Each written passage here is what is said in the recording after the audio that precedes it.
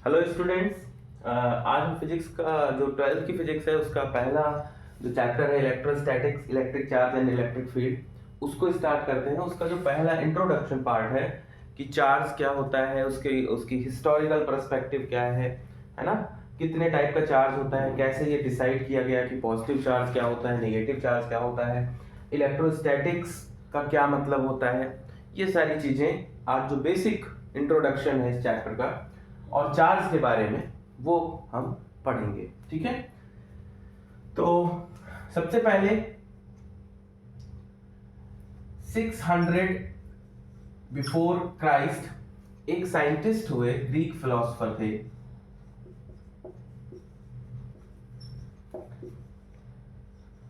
जिनका नाम था थेल्स। ठीक है, जिनका नाम था थेल्स। उन्होंने एक एक्सपेरिमेंट किया। उन्होंने एक मटेरियल लिया, उस मटेरियल को अंबर कहते हैं, एक तरीके का मटेरियल होता है। इस मटेरियल को उन्होंने जब रब किया,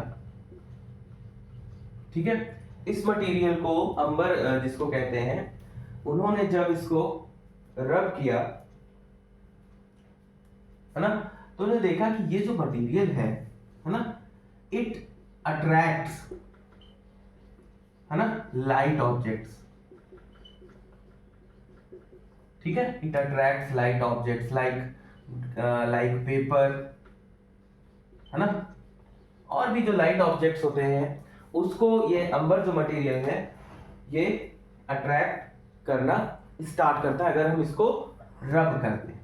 ठीक है, तो एक कॉन्सेप्ट आया कि how this material after rubbing, how this material amber is attracting the lighter objects.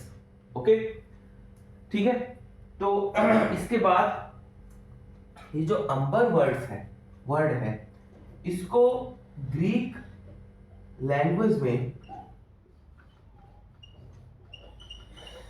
Electron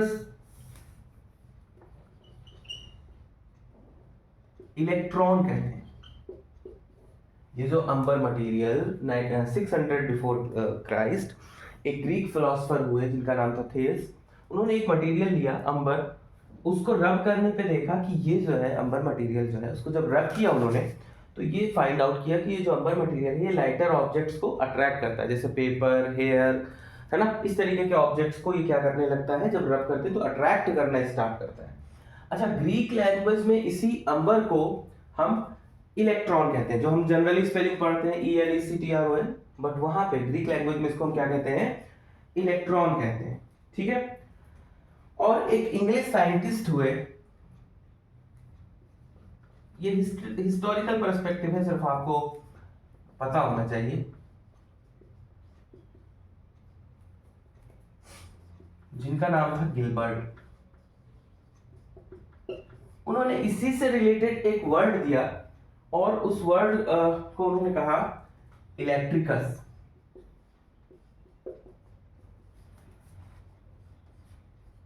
ठीक है,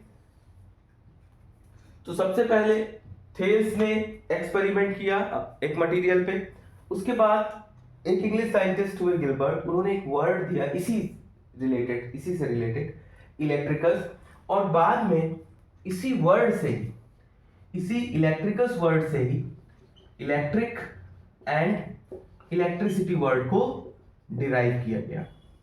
ठीक है, ओके, तो चार्ज की इंट्रोडक्शन जो था, एक आइडिया जो था वो थेल्स ने दिया, है ना, इससे रिलेटेड एक वर्ड इंग्लिश साइंटिस्ट गिलबर्ट ने एक वर्ड दिया इलेक्ट्रिकस, और इसी वर्ड से विद द टाइम के साथ एक वर्ड इसी वर्ड से डिराइव किया गया इलेक्ट्रिक एंड इलेक्ट्रिसिटी।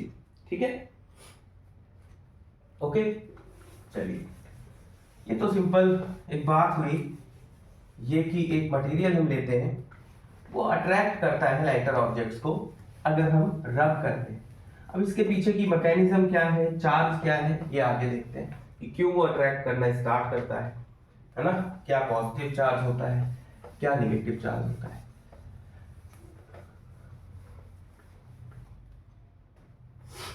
ठीक है, एक मिनट में देख लो। ओके, ठीक है, ओके, नेक्स्ट आता है इलेक्ट्रिक चार्ज, ठीक है। क्यू से रिप्रेजेंट करते हैं, एसआई यूनिट कूलम्ब होती है, ये तो later on I will discuss.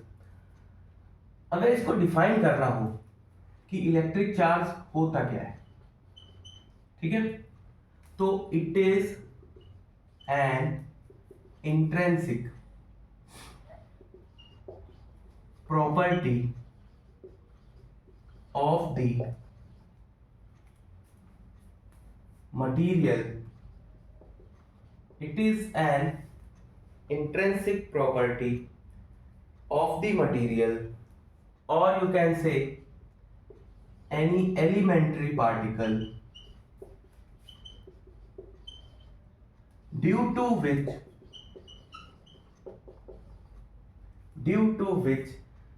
जिसकी वजह से क्या होता है, due to which it is an intrinsic property of the material or any elementary particle, due to which it give rise of attraction or repulsion force, ठीक है। जैसे अंबर को आपने, अंबर जो मटेरियल था या ग्लास रॉड थी या फिर प्लास्टिक की रॉड थी, जिसको आपने रब किया तो लाइटर ऑब्जेक्ट को जो अट्रैक्ट करना स्टार्ट करती है, तो इसका मतलब वो पार्टिकल, वो जो ऑब्जेक्ट है या वो जो मटेरियल है वो चार्ज्ड हो जाता है। तो इलेक्ट्रिक चार्ज किसी भी मटेरियल की वो प्रॉपर्टी है, इंट्रिंसिक प्रॉपर्टी है, जो जिसकी वजह से अट्रैक्शन या रिपल्सन जो है वो जनरेट होता है, प्रोड्यूस होता है। अब एक वर्ड यहाँ पे आ रहा है इंट्रिंसिक, ठीक है। इंट्रिंसिक प्रॉपर्टी वो प्रॉपर्टी होती है जो मास पे इंडिपेंडेंट होती है। किसी भी मटेरियल के मास पे जो इंडिपेंडेंट होती है प्रॉपर्टी, उनको हम इंट्रिंसिक प्रॉपर्टी कहते हैं, ठीक है। तो रबिंग की वजह से या फिर किसी अदर प्रोसेस की वजह से जो भी रिपल्सन और अट्रैक्शन फोर्स प्रोड्यूस होता है, उसका मेन कॉज चार्ज होता है। इसकी अगर हम एसआई यूनिट कहें तो वो कूलम होती है, ठीक है, सी से रिप्रेजेंट करते हैं कूलम। एसआई यूनिट चार्ज की क्या होती है, कूलम होती है। और चार्ज जो है वो एक स्केलर क्वांटिटी, 11th में आपने पढ़ा है कि वो क्वांटिटीज जो जिनका मैग्नीट्यूड सफिशिएंट होता है उसको एक्सप्लेन करने के लिए, उस क्वांटिटी के बारे में बताने के लिए, उन क्वांटिटीज को हम स्केलर क्वांटिटीज कहते हैं। तो इलेक्ट्रिक चार्ज जो है वो इंट्रिंसिक प्रॉपर्टी, मतलब मास पर डिपेंड नहीं करती, किसी भी एलिमेंट्री पार्टिकल की या किसी भी मैटर की, जो इस चीज को राइज करती है कि उनके बीच में फोर्स ऑफ अट्रैक्शन और रिपल्सन जनरेट होता है। इसकी एसआई यूनिट कूलम होती है और ये एक स्केलर क्वांटिटी है, ओके।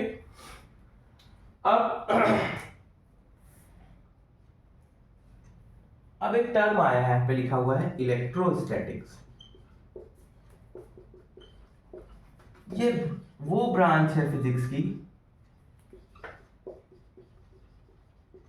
है ना, जिसमें हम क्या करेंगे, we will study about the charge, we will study about the charge which is at rest, which is at rest, ठीक है। इलेक्ट्रो मीन्स इलेक्ट्रॉन, इलेक्ट्रिसिटी, है ना, and statics means stationary, means statics is that branch of physics in which we study about the charge which is at rest, जो कि कहाँ पे है, rest में, ठीक है। तो आई थिंक कि चार्ज के बारे में समझ में आ गया होगा, इलेक्ट्रोस्टैटिक्स का मीनिंग समझ में आ गया होगा। इसका एप्लीकेशन देखो, इलेक्ट्रोस्टैटिक्स का क्या है, देखो, अगर किसी एलिमेंट्री मटेरियल पे जो चार्ज है वो जितना पॉजिटिव निगेटिव, अभी तो आपको ये समझना होगा कि what is the meaning of positive charge, what is the meaning of negative charge, है ना, how the convention is taken that electron is having negative charge, okay, ठीक है। तो अब देखो एप्लीकेशन ऑफ इलेक्ट्रोस्टैटिक्स, एक जनरल आइडिया, ठीक है। तो जो लाउड स्पीकर होता है उसमें जो डायाफ्राम लगा होता है, ठीक है, तो डायाफ्राम का जो वाइब्रेशन होता है, जो हमारी आवाज को, वॉइस को एम्पलीफाई करता है, लाउड स्पीकर जो बढ़ाता है आवाज को, तो उसके जो डायाफ्राम लगा रहता है स्पीकर के अंदर, उसका जो वाइब्रेशन होता है वो डिपेंड करता है कि किस तरीके का चार्ज हम उसके अंदर प्रोड्यूस कर रहे हैं। तो ओवरऑल आप ये समझ सकते हैं कि लाउड स्पीकर में हम इलेक्ट्रोस्टैटिक्स का एप्लीकेशन करते हैं। दूसरा, इन चिमनीज, तो चिमनीज जो लगी रहती इंडस्ट्रीज में, जिनके थ्रू होके स्मोक बाहर जाता है, ठीक है, तो यहाँ पे भी इलेक्ट्रोस्टैटिक्स का यूज होता है। यहाँ पे हम 2 प्लेट लगाते हैं फर्नेस के जस्ट बाद, है ना, एक पे, ठीक है, इसको बोलते हैं इलेक्ट्रोस्टैटिक प्रेसिपिटेटर, इलेक्ट्रोस्टैटिक प्रेसिपिटेटर। और इन दोनों प्लेट्स पे हम high tension, high voltage apply करते हैं। जो भी स्मोक के थ्रू गैसेस निकलती हैं जो कि हार्मफुल है एटमॉस्फेयर के लिए, तो या तो वो पॉजिटिवली चार्ज होंगी या फिर निगेटिवली चार्ज होंगी। ओके, तो एक तरफ हम पॉजिटिव और दूसरी तरफ निगेटिव चार्ज देते हैं। जो पॉजिटिवली चार्ज होंगी वो निगेटिव प्लेट पे जाके कलेक्ट हो जाएंगी, जो भी डिफरेंट गैसेस हैं जो हार्मफुल हैं एटमॉस्फेयर के लिए, और जो निगेटिवली चार्ज है वो पॉजिटिव प्लेट पे कलेक्ट हो जाएंगी।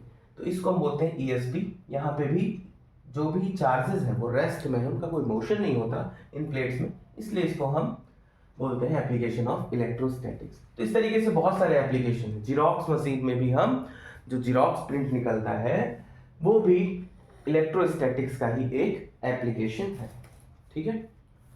तो आई थिंक समझ में आ गया होगा कि electrostatics means study of the electron, means study of the charge which is at rest, charge is not in motion. Okay, ठीक है। अब देखिए, लेट मी चेक कि ठीक से रिकॉर्ड हो रहा है। ओके, ठीक है।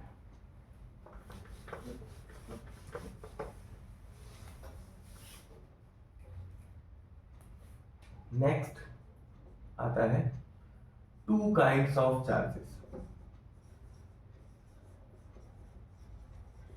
2 kinds of charges. Okay, 2 kinds of charges.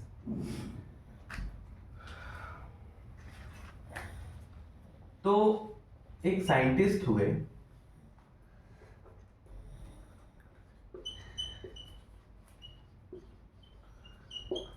उनका नाम था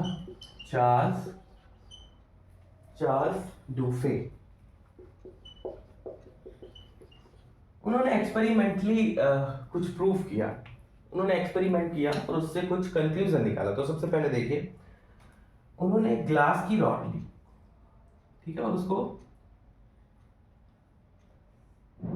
इस तरीके से अटैच किया, ठीक, सिल्क के उससे थ्रेड से, और इस ग्लास रॉड को, ये सिल्क का थ्रेड था, ठीक है, ये ग्लास रॉड, ठीक है, इसको रब किया उन्होंने सिल्क पे, और सिल्क के थ्रेड से अटैच करके दूसरी ग्लास की रॉड भी ली, उसको भी रब किया। जब इन दोनों ग्लास की रॉड को पास लेकर आए तो उन्होंने देखा कि इनके बीच में एक रिपल्सन फोर्स लगता है। कैसा फोर्स लगता है? रिपल्सन, ठीक है। अब ये पॉजिटिवली चार्ज है, निगेटिवली चार्ज है, ये तो बात की बात है, बट ये फील किया गया, ये एक्सपेरिमेंट में देखा गया कि एक ग्लास रॉड को जिसको सिल्क पे रब किया गया, उसके बाद अगर उनको हम पास में लेके आते हैं, है ना, तो वो दोनों एक दूसरे को क्या करती हैं? रिपल करती हैं, ठीक है। इसी तरीके से प्लास्टिक की रॉड्स ली गई, ठीक है, और ग्लास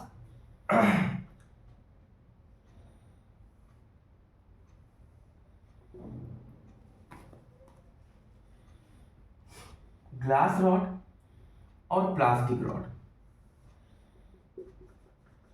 प्लास्टिक की बनी हुई, पॉलीमर होता है प्लास्टिक, आप लोग जानते हैं। तो ग्लास रॉड को रब किया गया सिल्क पे और प्लास्टिक रॉड को रब किया गया फर पे। फर आप जानते हैं एनिमल की स्किन, डॉग जो हेयर होते हैं उसी को फर कहते हैं। तो ग्लास रॉड को सिल्क पे रब किया गया और प्लास्टिक रॉड को फर के साथ रब करके जब इन दोनों को पास मिलाया गया तो देखा गया कि इनके बीच में कैसा फोर्स है, अट्रैक्शन। अभी यहां तक जब जो डिस्कशन चल रहा है, इस डिस्कशन में पॉजिटिव चार्ज क्या होता है, नेगेटिव चार्ज क्या होता है, ये नहीं अभी तक डिफाइन हुआ था। सिर्फ ये एक्सपेरिमेंट में देखा गया कि if we will rub the glass rod and bring close to each other there is repulsion force, if we rub the glass rod with the silk and plastic rod with the fur, है ना, and bring close to each other, then there is a attraction force. Similarly अगर दो plastic rod को ही फर के साथ रब करके, sorry positive negative नहीं था डिफाइन, फर के साथ रब करके पास में लाया गया तो देखा गया कि ये भी प्लास्टिक की थी और ये भी प्लास्टिक की थी, तो इनके बीच में रिपल्सन फोर्स, कैसा फोर्स लग रहा है, रिपल्सन फोर्स लग रहा है। तो ये देखा गया कि, मुझे लगता है ये समझ में आ गया होगा एक्सपेरिमेंट। चार्ल्स डुफे ने ग्लास रॉड को सिल्क के साथ रब करके दोनों ग्लास रॉड को पास लेके आए तो रिपल्सन इज देयर। ग्लास और प्लास्टिक रॉड को लेके आए, प्लास्टिक रॉड को फर पे रब किया, ग्लास रॉड को सिल्क पे, है ना, इसको पास में लेके आए तो अट्रैक्शन। और अगर सेम प्लास्टिक रॉड्स को फर के साथ रब करके पास में लेके आए तो उनपे रिपल्सन फोर्स लग रहा था। ठीक है,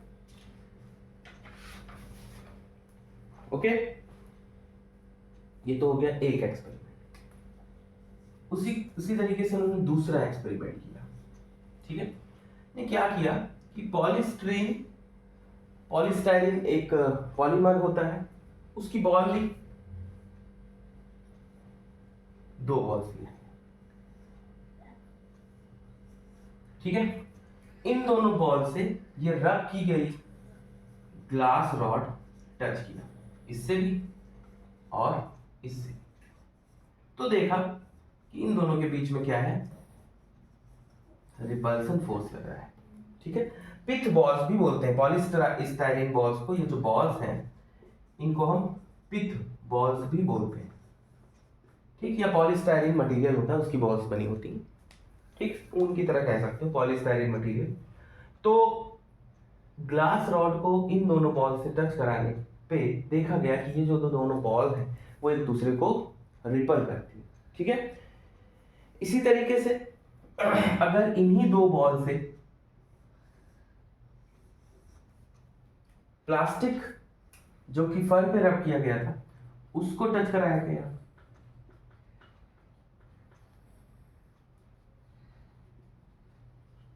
तो भी इनके बीच में कैसा फोर्स था, रिपल्सन। ठीक है, तो भी इनके बीच में कैसा फोर्स लग रहा था, रिपल्सन। विजिबल नहीं है तो इसको ऊपर लिख देता हूं मैं, रिपल्सन। ठीक है, तो भी रिपल्सन फोर्स था। अगर इन्हीं दो बॉल्स में जो कि पिथ बॉल या पॉलीस्टाइरीन मटेरियल की बनी हुई है, इसमें एक तरफ ग्लास रॉड को कनेक्ट किया गया और दूसरी तरफ प्लास्टिक रॉड को कनेक्ट किया गया, तो देखा गया कि दोनों के बीच में अट्रैक्शन फोर्स है। ठीक है, तो दोनों के बीच में कैसा फोर्स है, अट्रैक्शन फोर्स है। ओके, विजिबल है, दोनों के बीच में कैसा फोर्स है, अट्रैक्शन। ठीक है, तो दो एक्सपेरिमेंट किए चार्ल्स डुफे ने, पहला आपके सामने, दूसरा पिथ बॉल्स पे जो पॉलीस्टाइरीन बॉल्स होती हैं। तो इससे ये कंक्लूजन निकला कि अगर आपसे पूछा जाए कि इससे क्या कंक्लूजन निकला, तो इससे ये कंक्लूजन निकला कि जो ग्लास रॉड पे चार्ज डेवलप होता है और जो प्लास्टिक रॉड पे चार्ज डेवलप होता है वो दोनों सेम नहीं है। पहला conclusion, whatever the charge developed on the plastic rod, rubbing the plastic rod on the fur, and whatever the charge developed on the glass rod, rubbing the glass rod on the silk, that two charges are not same. That is the first conclusion. Positive negative की अभी कोई बात नहीं हो रही। दूसरा, charge is transferred from one material to another, because यहाँ पे जब आप ग्लास रॉड को कांटेक्ट में ला रहे हैं पॉलीस्टाइरीन की, तो वो भी चार्ज हो जा रही, जो कि इनिशियली नहीं थी। ओके, तो चार्ज इज ट्रांसफर्ड, है ना, when it is come in contact with the other material. Okay, तो इस तरीके से इस यहां तक इन दो एक्सपेरिमेंट से जो चार्ल्स डुफे ने कंक्लूजन निकाला वो मैं यहां लिखता हूं। इन दोनों एक्सपेरिमेंट से पहला कंक्लूजन, फर्स्ट,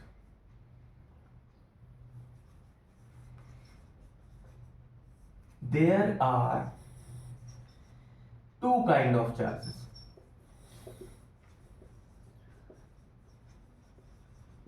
ये बात समझ में आ रही कि दो तरीके के चार्ज होंगे, प्लास्टिक पे जो डेवलप हुआ वो अलग है, जो ग्लास रॉड पे डेवलप हुआ वो अलग है, ठीक है। और कहा गया कि these are positive and negative, ठीक है। दो तरीके के चार्जेस होते हैं जो कि पॉजिटिव एंड निगेटिव। दूसरा, लाइक चार्जेस, देखो ग्लास रॉड लाइक चार्जेस होंगे, एक जैसे charge, ripple each other, while unlike charges, glass पे जो डेवलप हुआ और जो प्लास्टिक पे डेवलप हुआ, while unlike charges attract each other. Okay, so there are two kind of charges. First conclusion, like charges and unlike charges. Like charges repel each other, while unlike charges attract each other. ठीक है, ठीक है, यहां तक बात समझ में आ गई होगी। और इसी लॉ को, like charges repel each other while unlike charges attract each other, it is the fundamental law of electrostatics. Fundamental law, पहला fundamental law, that like charges repel each other while unlike charges attract each other. These are the certain conclusion on the basis of these experiment, इन दो experiment के basis पे ये कुछ conclusion निकाले हैं। Third conclusion,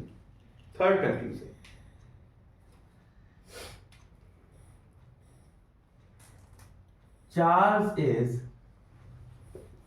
transferable, कहां से कहां तक, फ्रॉम ग्लास रॉड और plastic rod to the pith ball, ठीक है, या पॉलीस्टाइरीन बॉल, ठीक है। तो charge is transferred, the charge can be transferred, you can see from glass rod to pith balls और polystyrene balls, ठीक है। तीन कंक्लूजन ये समझ में आ गए होंगे। चौथा conclusion, fourth conclusion,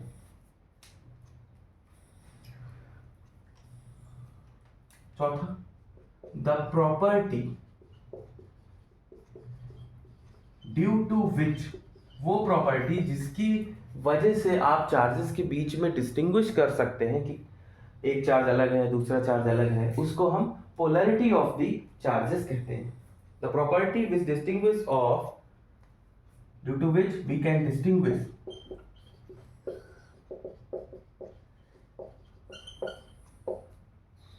between the charges is called polarity of the charges, ठीक है। तो these are the certain conclusion made on the basis of these two experiment, that there are two kind of charges, positive and negative. Like charges repel each other and unlike charges attract each other. Fundamental law of electrostatics. Charge can be transferred, जैसा आपने देखा कि glass rod से पिथ walls पे, plastic rod से पिथ walls पे। The property, वो property जिसके बेसिस पे हम डिस्टिंग्विश कर सकते हैं चार्जेस को, उनको हम पोलैरिटी ऑफ द चार्जेस कहते हैं, ठीक है।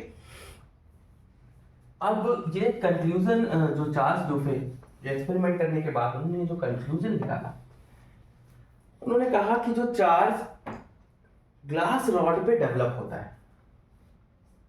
चार्ल्स, ये थोड़ा थ्योरेटिकल पार्ट है, इंट्रोडक्शन। चार्ल्स डुफे ने कहा कि जो ग्लास रॉड पे चार्ज डेवलप होता है उसको हम विट्रस चार्ज बोलते हैं। ठीक है, VITREOUS, जो ये उन्होंने चार्ज का नाम दिया जो किस पे डेवलप हो, ग्लास रॉड पे, डेवलप्ड ऑन ग्लास रॉड। ठीक है, उस चार्ज को कहा कि विट्रस चार्ज। और दूसरा कौन सी रॉड थी, प्लास्टिक रॉड, उसको उनका resinous charge, RESIONOUS, resinous charge, developed on plastic rod. ठीक है, तो चार्ल्स डुफे ने कहा कि जो चार्ज ग्लास रॉड पे डेवलप होता है उन्होंने नाम दिया कि उसको हम विट्रस चार्ज कहेंगे, जो चार्ज प्लास्टिक रॉड पे डेवलप होता है उसको हम रेजोनेंस चार्ज कहेंगे। ठीक है, इसके बाद एक, यहां तक आप लोग नोट कर लीजिए। ठीक है, इसके बाद ये जो पॉजिटिव निगेटिव का कॉन्सेप्ट था, नीचे विजिबल नहीं इसलिए मैं ऊपर यहां लिख रहा हूं, देखिए ध्यान से।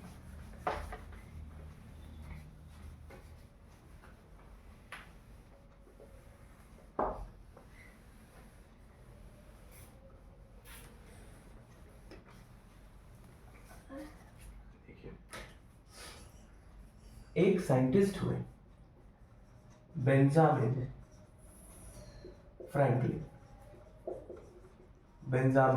फ्रैंकलिन। ठीक है, एक साइंटिस्ट हुए बेंजामिन फ्रैंकलिन, उन्होंने रिप्लेस किया इसको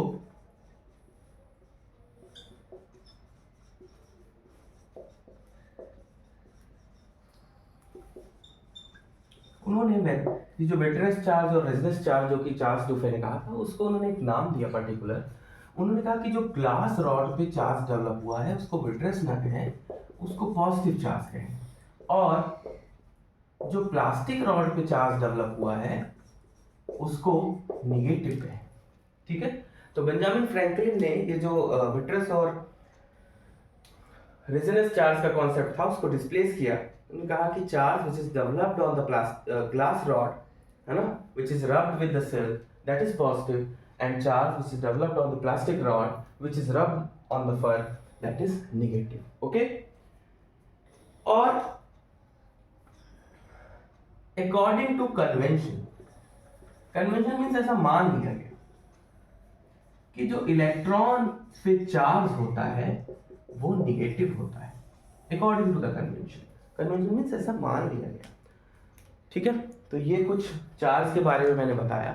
तो इलेक्ट्रोस्टैटिक्स जो इलेक्ट्रोस्टैटिक्स का पार्ट है उसमें आपने अभी तक जो चार्ज के बारे में पढ़ा, और चार्ज स्टैटिक कंडीशन में वो सारी कंडीशंस जहाँ पे रबिंग एक्शन होता है जनरली वहाँ पे चार्ज प्रोड्यूस हो जाता है।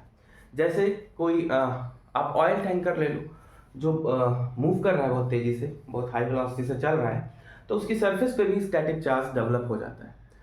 वो स्टैटिक चार्ज अगर ज़्यादा होता है तो स्पार्क जनरेट होता है। तो इस वजह से कि जो ऑयल टैंकर्स होते हैं उनको प्रिवेंट करने के लिए हम आयरन की चैन्स उसमें देखते हैं हैंगिंग कंडीशन में रहती, वो अर्थ को टच करती रहती, और अर्थ जो है उसको हम जीरो चार्ज या जीरो पोटेंशियल पे मानते हैं। तो जो भी चार्ज बॉडी पे डेवलप होता है व्हीकल पे वो अर्थ को ट्रांसफर हो जाता है। इस तरीके के कई सारे एग्जाम्पल्स आप देख सकते हैं। तो आज यहीं तक रखते हैं। चार्ज का अगला जो कॉन्सेप्ट है quantization of charge and other topics I will discuss in the next class. Thank you very much.